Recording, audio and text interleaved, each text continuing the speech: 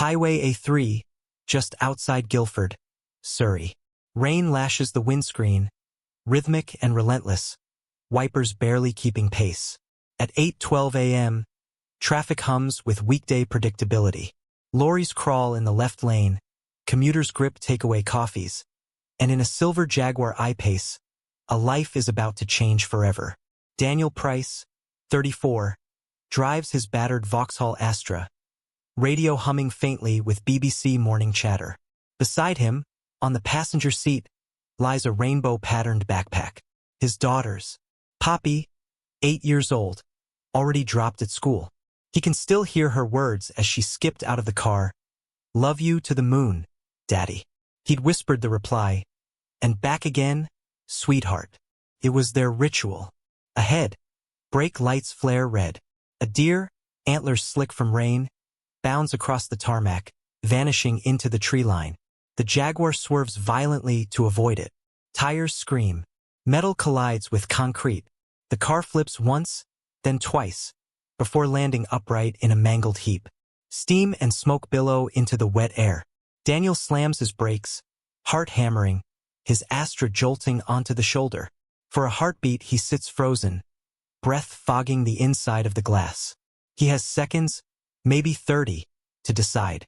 Stay safe, drive on, and be there tonight when Poppy looks for him at bedtime. Or crawl into a burning car to save a stranger he's never met. He chooses courage.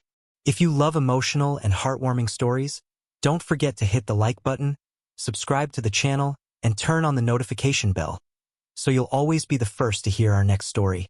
Now, let's begin. Daniel bolts from his car, trainers splashing through puddles. The smell of petrol hits before he even reaches the wreck. It is sharp, sickly, terrifying. The Jaguar's bonnet is crushed, smoke curling from beneath. Flames flicker orange inside the vents, eager tongues searching for oxygen. Through shattered glass, he sees her, a young woman, mid-20s, head slumped against the airbag, chest rising in shallow bursts. Blood streaks from her temple. Her left arm bends at a grotesque angle. "Miss, can you hear me?" Daniel shouts, yanking at the driver's side door. The frame is crumpled like foil. It won't budge. He slams his shoulder against it. Nothing. His phone buzzes in his pocket. Emergency operator still on the line, but instinct roars louder. He dashes back to the Astra, grabs the rust-spotted tire iron from the boot. One swing, 2, 3 glass shatters from the rear passenger window. Shards bite his skin, but he hauls himself through the jagged frame. The heat is immediate, suffocating. Acrid smoke scorches his throat. He coughs, eyes streaming. The woman's seatbelt is locked, twisted from impact. His hands fumble for the buckle. Jammed. He pulls out the pocketknife Catherine had given him for their last anniversary before she died. The blade quivers in his trembling grip as he saws through thick fabric. "Come on. Come on." Flames lick closer, dancing along the dashboard. Sparks spit. His jacket sleeve ignites. He beats it out with bare hands, skin blistering. The belt finally snaps. Her body collapses forward into his arms, limp, terrifyingly still. Adrenaline surges. He drags her across the seats, glass tearing at his back and arms. Every inch feels like pulling against the tide. His muscles scream. Her blood seeps warm into his shirt. They're halfway out when he hears it. A low whoosh, the sinister intake of a fire-gathering breath. His blood runs cold. He throws himself through the window, shielding her body with his own.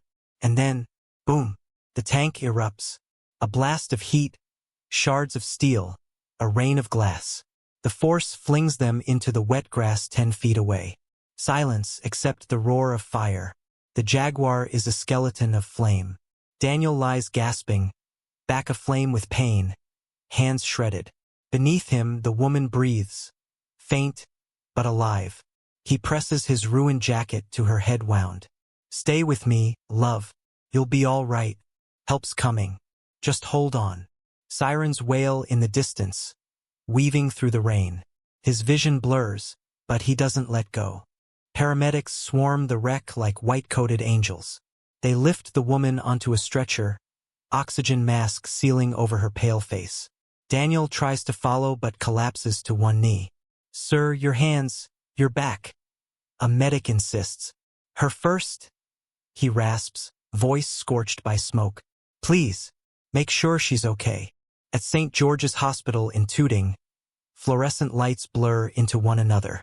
Daniel sits on an exam table, shirt torn, skin raw. Dr. Sarah Kwan, calm but firm, works glass splinters from his palms. Second-degree burns. 3 fingers will need surgery. "You'll live, Mr. Price, but you'll need weeks off." Daniel half listens, eyes fixed on the corridor. "The woman, was she?" "She's alive because of you," Dr. Kwan interrupts. "Fractured skull, broken arm, internal bleeding. But stable. Do you understand what you did? You had 30 seconds before that car became an inferno." Her words echo. 30 seconds. He almost hadn't moved. Hours later, Amelia, his sister, arrives with Poppy. The little girl bursts into tears at the sight of his bandaged arms. "Daddy, what happened?" Daniel swallows. "How do you explain to a child that you risked her entire world for a stranger?" "I helped someone who was hurt, sweetheart. But I'm okay. I promise." "Were you scared?" She whispers. He forces honesty. "Terrified. But sometimes being brave means doing the right thing even when you're scared." Poppy nods solemnly. "Like when I had to sing in assembly even though my tummy felt wobbly." He laughs softly, the sound breaking into pain. "Exactly like that." Yet when Amelia gently reminds him about work, Ashcroft Holdings won't tolerate long absences. His stomach twists. He imagines unpaid bills piling high as the scars on his hands. But then he remembers the stranger's faint whisper before slipping unconscious in the grass. "Thank you." 2 weeks later, Daniel, still stiff with bandages, returns to Ashcroft Holdings, the glittering glass monolith in Canary Wharf where he works maintenance. He hopes to slip back quietly, unseen. Instead, Roger Bennett, his supervisor, intercepts him. "Daniel, Mr. Ashcroft wants to see you." Now, Daniel's blood chills. The CEO? In 4 years, he has never glimpsed the man outside company newsletters. Surely this is dismissal. He rides the executive lift, marble, mirrors, silence pressing down.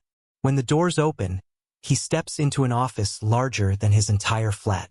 Sir Alistair Ashcroft, silver-haired, impeccably tailored, stands by the window overlooking the Thames. But Daniel's gaze catches elsewhere. The young woman in the wheelchair, arm in a cast, bandage across her brow, but eyes bright and alive. She is the stranger he pulled from fire. "Mr. Price," Sir Alistair says, voice thick. "This is my daughter, Amelia." The room tilts. Amelia Ashcroft, the only heir of the empire. Daniel saved the CEO's daughter. Amelia struggles to her feet, crossing the carpet with uneven steps. She throws her good arm around him. Tears wet his shirt. "You saved my life," she sobs. "They told me I had 30 seconds before the flames reached me. 30 seconds. You gave me all the tomorrows I almost lost." Daniel stands frozen, throat tight. "I just did what anyone would do."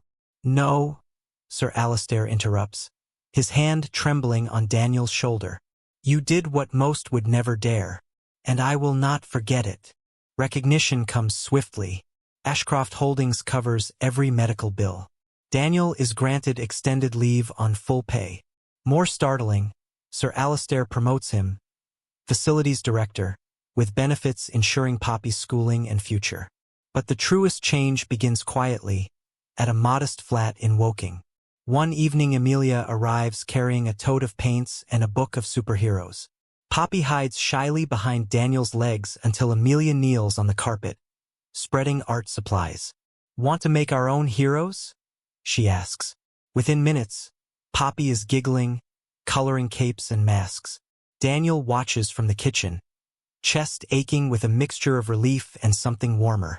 For months, his daughter has spoken of her mother only in whispers, grief casting shadows at bedtime.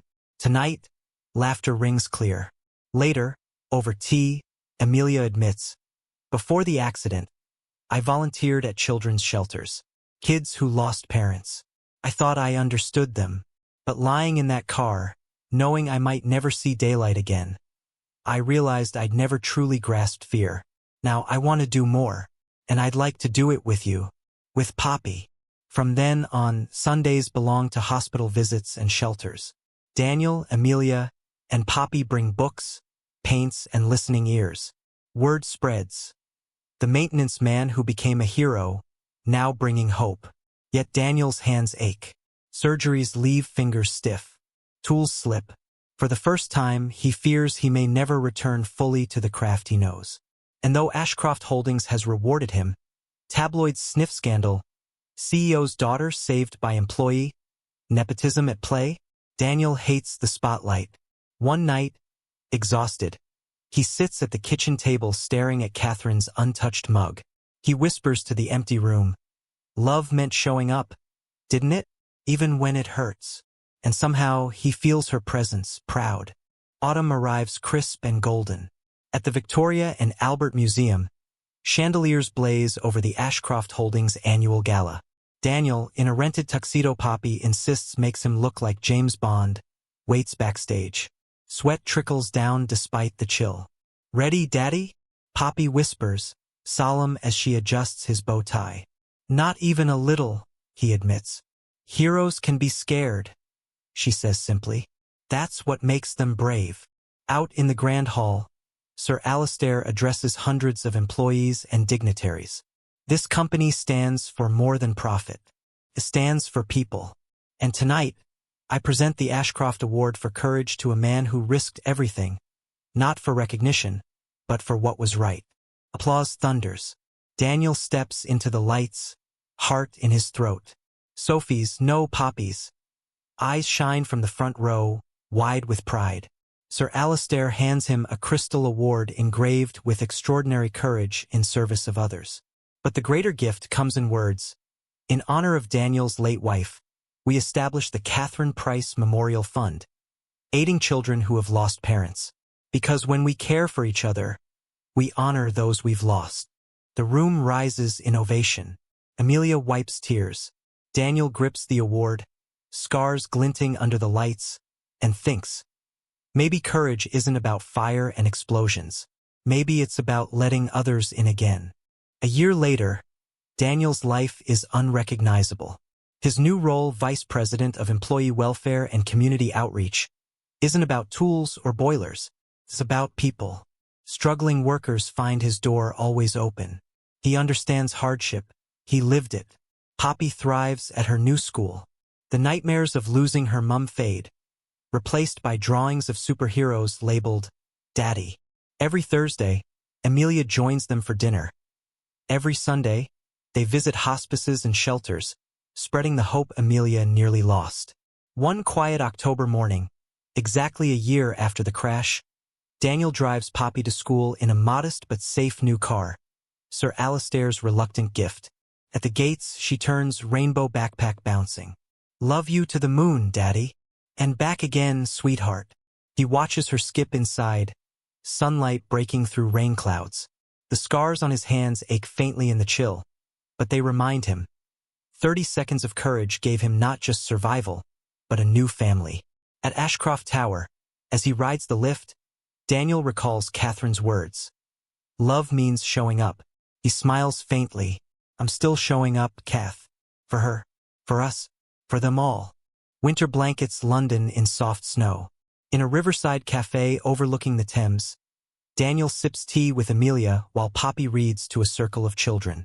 "Sometimes I still think about that day," Amelia murmurs.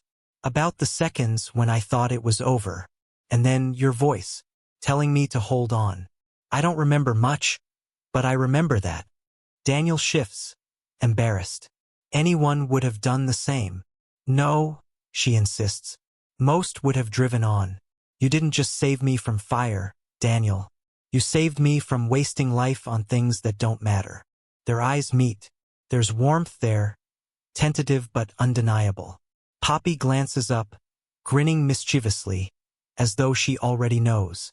For a moment, Amelia reaches across the table, fingers brushing his scarred hand. He doesn't pull away.